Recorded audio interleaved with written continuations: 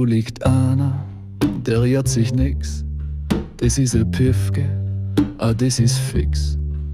Der hat Sandalen mit weißen Socken, sowas kann lei a Püffge bocken. Was liegt der da, ja in der Früh, am Seilbahnplatz? Was hat er vor? Aber ich glaub, der ist nicht mehr. Schau da, die Kibra kommen daher. Am Holz, da hat er einen tiefen Schnitt. Der Semmel sagt, na er war's nicht. Der Kirsch empört, das war nicht er, sagt den Schendam, sei Gartenscher.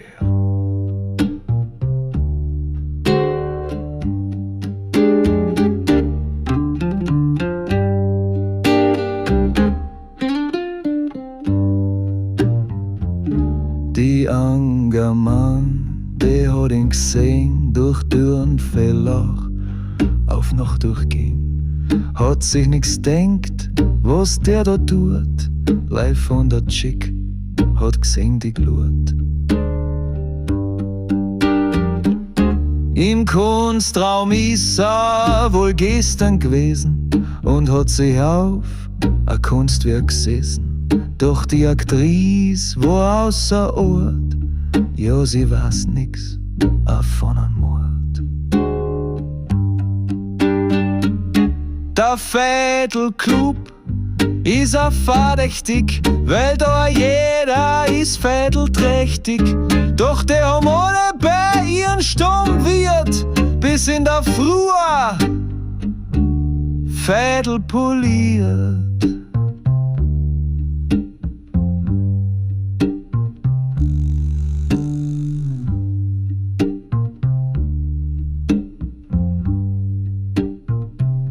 Ja, ohne Waffen, ohne Motiv, da weiß ja keiner, was da blieb.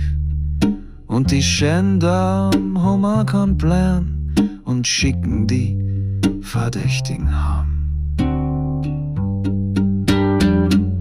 Ja, Angst und Panik im ganzen Ort, jeder fürcht sich ja wegen dem Mord, jeder gibt den anderen Schuld, live fingert's an und viel Tumult.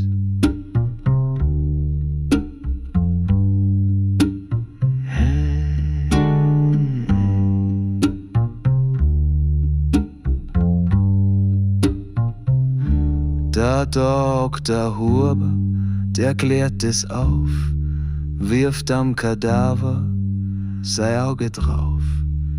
Da gibt's kein Täter, kein zum Anklagen, der hat die Luft da nicht vertragen.